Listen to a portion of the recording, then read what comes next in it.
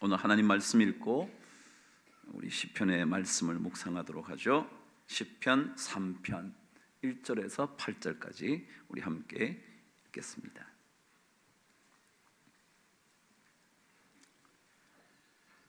(1절부터) (8절까지) 함께 교독해 보시죠. 여호와여, 나의 대적이 어찌 그리 많은지요. 일어나 나를 치는 자가 많으니이다. 많은 사람이 나를 대적하여 말하기를 그는 하나님께 구원을 받지 못한다 하나이다. 셀라. 여호와여, 주는 나의 방패시요 나의 영광이시요 나의 머리를 드시는 자이시니이다. 내가 나의 목소리로 여호와께 부르짖으니 그의 성산에서 응답하시는도다. 셀라. 내가 누워 자고 깨었으니 여호와께서 나를 붙드심이로다. 천만인이 나를 애워쓴 진친다 하여도 나는 두려워하지 아니하리이다. 여호와여, 일어나소서. 나의 하나님이여, 나를 구원하소서. 주께서 나의 모든 원수의 뺨을 치시며 악인의 일을 꺾으셨나이다. 구원은 여호와께 있사오니 주의 복을 주의 백성에게 내리소서. 셀라. 아멘. 제가 이 말씀의 주제를 뭘로 잡았죠? 아직도 두려우십니까? 그런 주제를 잡았죠. 이 주제를 잡고 나니까 저에게 계속 떠오른 찬송이 있었어요. 그게 486장이에요. 여러분 한번 찬송을 불러볼 텐데 1절과 2절만 불러볼게요. 486장. 여러분, 우리 근심이 언제 오나요? 두려울 때. 두려워지면 막 걱정이 돼. 어떡하지? 이거 어떡하지? 곤고함이 언제 와요? 두려움이 우리의 삶을 완전히 덮치고 나면 우리는 쓰러져 버려요. 근심과 곤고함이 두려움 때문이잖아요. 이 세상에 참으로 많은 근심과 곤고함이 있을 때 주님이 우리 보고 오라는 거예요. 왜요? 그 두려움을 없애주시려고. 오늘 우리 찬송 부르시면서 먼저 주님께로 나아감으로 여러분의 근심과 곤고함과 두려움이 이 시간 눈 녹듯 녹게 되기를 축복합니다.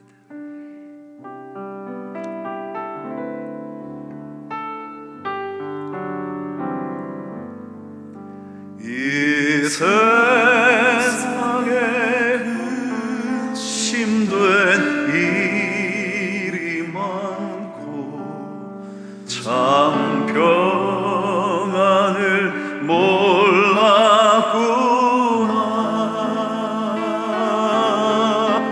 내 주 예수 나로라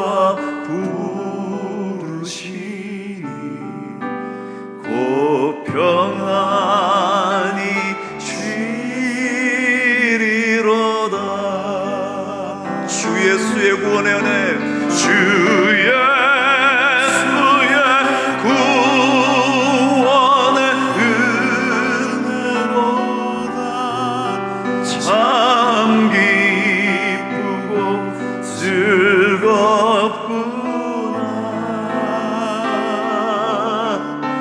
그 은혜를 영원히 누리겠네. 곧 평안히 쉬리로다. 이 세상의 곤고한 이 세상의 곤고한 일이만 참 쉬는 날 없어. 참 쉬는 날 없었구나. 내 주 예수 날 내 주 예수 날 사랑하시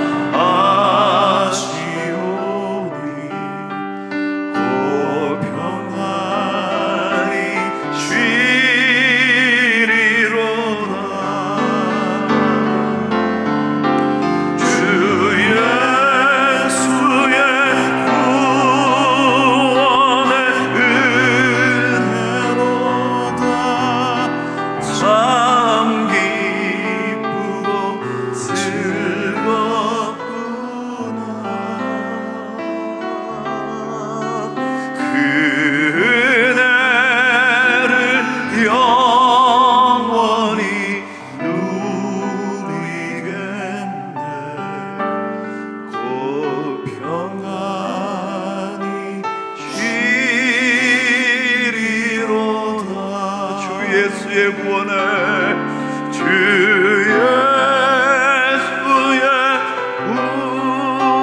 구원의 은혜로다. 참 기쁘고 즐겁구나.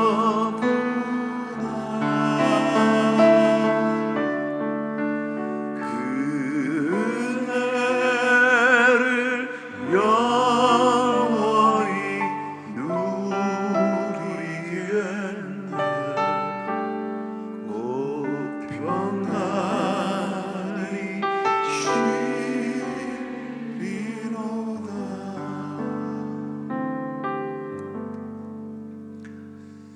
방금 말씀드린 것처럼 근심과 곤고함은 두려움 때문에 옵니다. 두려우면 마음속에 근심의 구름이 가득합니다.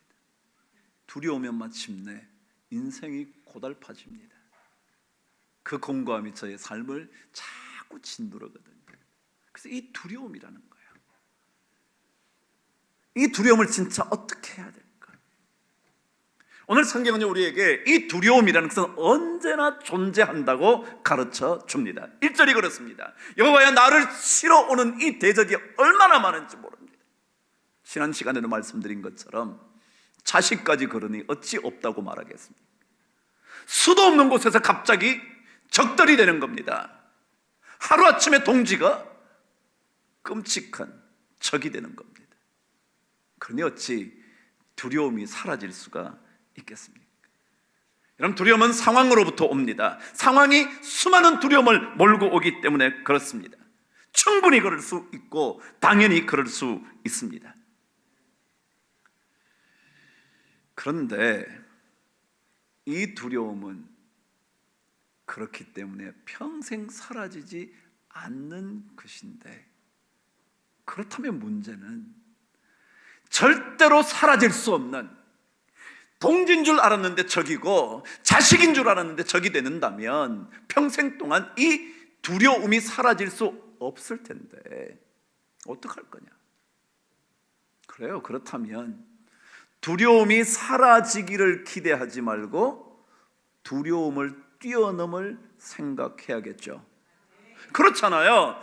사라질 수만 있다면 하나님께 기도하면 되죠. 근데 사라지지 않아요. 언제 어느 순간에 고개를 쳐들고 튀어나올지 모르는 게 이 두려움이거든요. 그래서 우리는 먼저 두려움은 언제나 우리 삶에 있을 수 있다라고 생각하셔야 돼요. 그래, 두려움이 찾아올 수 있지 뭐. 두려움이 없는 진공의 세계는 절대로 없습니다. 아무리 몸부림쳐도 그 누구에게든지 찾아갈 수 있는 것이 두려움입니다. 없다고 생각하는 그 사람이 어리석은 거죠. 그러니까 늘 존재하는 이 두려움, 이거 어떻게 해야 될까? 여러분 신약 성경을 읽어보면 주님은 한 번도 두려움의 상황에 대하여 언급하시는 법이 없습니다. 자, 제자들이 함께 예수님과 배를 타고 갑니다. 풍랑이 찾아옵니다. 근데 주님께서 그 풍랑에 대해서 뭐라 그러지 않아요. 언제나 뭐라 그래요? 두려워하지 말라, 믿음이 적은 자들아. 주님은요, 풍랑이 왜 일어났지 뭐 이런 얘기 안 해요. 이런 얘기 안 해요. 회당장의 딸이 죽어갑니다. 주님 오셔서 좀 고쳐주십시오. 근데 주님께서 그들도 보지도 않으신 채 계속 길을 가는 겁니다. 조금 뒤에 나타났습니다. 이미 제 딸이 죽었습니다. 오실 필요 없습니다. 이미 끝나버린 상황입니다. 근데 주님은 한 번도 그 상황에 대해서 말하지 않고 뭐라고 그러시냐면 두려워하지 말고 믿기만 하라. 주님은요, 두려움의 상황에 대한 얘기를 하시고 싶어 하지 않습니다. 그렇다면 우리도 마찬가지로 두려움의 상황 얘기할 거 없어요. 그 사람이 우리에게 두려움을 줬다, 그 상황이 우리에게 두려움이 된다, 그런 얘기 하나도 할 게 없어. 왜요? 주님 닮아간다면. 우리는 진짜 그 두려움이 있다는 거 그냥 있는 거고요, 그 다음을 우리에게 어떻게 해야 될 것인가를 고민하는 거죠. 두려움이 문제가 아니라, 두려움 그 자체가 문제가 아니라, 두려움을 주는 그것에 집중하는 것이 문제가 아니라 존재한다는 정도만 알고 그 다음을 어떻게 해야 될까? 다윗을 통해서 확인해 보려고 하는 거죠. 저와 함께 2절 3절을 말씀을 함께 읽도록 하겠습니다. 2절 3절 시작. 많은 사람이 나를 대적하여 말하기를 그는 하나님께 구원을 받지 못한다 하나이다 셀라. 여호와여 주는 나의 방패시요 나의 영광이시요 나의 머리를 드시는 자이시니이다. 이게 무슨 얘기냐면요, 두려움을 극복할 수 있었던 다윗의 이야기를 오늘 성경은 스스로의 입을 통하여 이렇게 기록합니다. 남들이 이렇게 말한다는 거예요. 너 하나님께 그렇게 구원받은 거냐? 네가 하나님으로부터 왕이 됐다고? 에이, 네 자식한테 지금 쫓겨서 맨발로 울면서 지금 고개도 못 들고 가는데 무슨 소리 하는 거야? 진짜 하나님께 구원받지 못한 사람이지?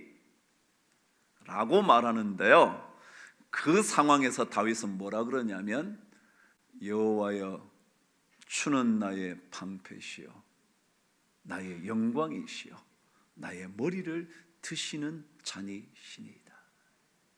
무슨 얘기냐면요, 두려움에 이길 수 있는 가장 중요한 것은 구원받지 못한 상황처럼 보이는 그때에 하나님을 고백하는 겁니다. 하나님을 고백하는 거예요. 구원받지 못한 상황 같은 그 삶, 그 순간에 그때 하나님을 선포하는 거예요. 하나님은 내 방패입니다. 여러분 지금 하나님이 방패 됐나요? 아니요, 안 됐어요. 무슨 방패요? 지금 쫓겨가는데. 가는 도중에 그냥 시므이라는 사람까지 나타나서 저주하고 저주를 퍼붓는데 뭘 하나님이 방패예요? 뭘 하나님이 영광을 주시는 분인가요? 뭘 하나님이 다윗의 머리를 들게 해주셨나요? 지금 고개 들지도 못한 척 하는데. 근데 그런 상황에서 다윗이 뭐라 그런다고요? 하나님을 고백하는 겁니다. 하나님은 나의 방패시오 나의 영광이시오 내 머리 내 모든 수치를 제거해 주실 분이십니다. 신앙은요, 그럴 때 두려움이 떠나가기 시작합니다. 그럴 때 하나님께서 두려움을 이길 수 있는 능력을 주시는 겁니다. 두려움에 대해서 계속 얘기하지 말고요, 두려운 상황에 대하여 계속 말하지 말고요, 하나님을 고백하세요. 하나님을 선포하세요. 하나님이 내 방패시라고. 하나님이 내 방패시라고. 한 책을 읽었더니 거기에 이런 고백을 한 이야기가 적혀져 있더군요. 혈액암에 걸려서 5개월밖에 남지 않았다는 시한부 판정을 받은 한 청년의 간증이었습니다. 막 간증이 아니고요, 하도 말기암이니까 이제 마지막이니까 막 약을 먹는데도 구토를 하고 고통스러워서 어쩔 줄 모르는 거예요. 그가 그때마다 손가락에 힘을 주어 트위터에 글을 올리는 거예요. 그 글이 나왔습니다. 이렇게: 마지막 순간까지 흙으로 돌아갈 육신을 위해 기도하지 않으리라. 다만 내 영혼이 은혜를 입어 이 땅에서 주를 위한 남은 사명이 있는지 깊이 여쭈어 볼 것이다. 기도가 뭐냐 하면요, 기도가 지금 시한부 인생을 살면서 기도가 뭐냐 하면 육신의 삶을 좀 하나님 나를 어떻게 해주세요, 그게 아니고 내가 주님 부르시는 그날에 이를 때까지 주께서 나에게 남기신 사명이 뭔지 그거 내가 한번 주님께 물어보자. 하나님, 제가 이 고통을 겪으면서 도대체 무엇을 하면서 마지막을 맞아야 하는 거죠? 라고 기도하겠다는, 그걸 여쭤보겠다는 거예요. 세상에 속한 것이 헛되다는 증거는 삶과 죽음의 갈림길에 서니 정치도 경제도 스포츠도 연애사도 모두 딴 세상의 이야기가 된다는 데 있다. 그렇죠? 그럼 세상이 다 헛되다 그래도 사람들이 안 믿잖아. 근데 막상 삶과 죽음의 갈림길에 딱 서보니까요, 스포츠 오늘 정현이 이기면 뭐해? 정현이 8강에 올라가면 뭐하냐고, 4강에 올라가면 뭐하냐고요. 그게 무슨 의미가 있냐고 여러분. 삶과 죽음의 갈림길에 서면 그런 거 아무것도 아니에요. 뭐 정치, 뭐 평창 올림픽이 어떻고 뭐 그래봐야 뭐하냐고요 여러분. 그때 모든 관심의 초점은 지금 내가 주님께 속해 있는가, 그리고 주님을 만날 준비가 되어 있는가, 그것에 대한 검증일 뿐이다. 그래요. 꼭 삶과 죽음의 갈림길에 서 있지 않더라도 내가 하나님께 지금 속해 있는가, 내 마음이 하나님께 속해 있는가, 그리고 내가 주님을 만날 준비가 되어 있는가. 그럼 상황 얘기 그만하십시오. 난 저것 때문에 그냥 내 인생이 그냥 이렇게 고달파 곤고해. 그래서 늘 그것이 나를 괴롭혀서 두려움에 빠져서 살아. 여러분, 그 상황을 끊임없이 생각한다고 두려움에서 벗어날 수 있는 것은 아닙니다. 오히려 하나님을 고백하십시오. 하나님을 찾으십시오. 오히려 하나님의 능력을 선포하십시오. 하나님께서 나의 방패가 되셔서 나의 머리를 들어주시고 나를 영광스럽게 만들어 주실 것이다. 시편 91편 4절에서 7절까지는 이렇게 기록되어 있습니다. 제가 읽어볼 테니까 한번 들어보시죠. 그가 너를 그의 깃으로 덮으시리니 내가 그의 날개 아래에 피하리로다. 그의 진실함은 방패와 손방패가 되시나니 너는 밤에 찾아오는 공포와 두려움이죠, 낮에 날아드는 화살과 어두울 때 퍼지는 전염병과 밝을 때 닥쳐오는 재앙을 두려워하지 아니하리로다. 1000명이 내 옆에서 내 왼쪽에서 10,000명이 내 오른쪽에서 엎드러지나 이 재앙이 내게 가까이 하지 못하리로다. 이 말씀을요, 메시지라는 성경 제가 간간히 여러분이 읽어드리잖아요. 그 성경에는 이렇게 기록되어 있습니다. 아무것도 두려워하지 마라. 밤에 다니는 사나운 늑대, 낮에 날아드는 화살, 어둠 속을 배회하는 질병, 한낮에 일어나는 재난도 많은 사람들이 도처에서 죽어나가고 파리떼처럼 우수수 떨어져도 내게는 어떤 불행도 미치지 못하리라. 아무것도 두려워하지 절대 미치지 않을 거다. 오히려 두려움 속에서 이런 하나님을 고백하는 거예요. 낮이든지 밤이든지 나를 향하여 달려오는 수많은 죽음의 그림자들 두려워하지 마. 두려움은요 있어요 언제나. 뭐 있는 거 가지고 그럴 거 없다. 주님도 같이 배를 타고 가도 두려움이 있고요, 제자들끼리만 가도 두려움이 있고요, 모든 두려움이 우리 주변에 속속들이 일어난다 할지라도 그때마다 하나님을 고백하는, 내가 오히려 하나님께 속해 있는가, 그리고 주맞을 준비가 됐는가. 그죠? 그런 은혜로 여러분과 제가 이 두려움을 잘 이겨나갈 수 있게 되기를 바랍니다.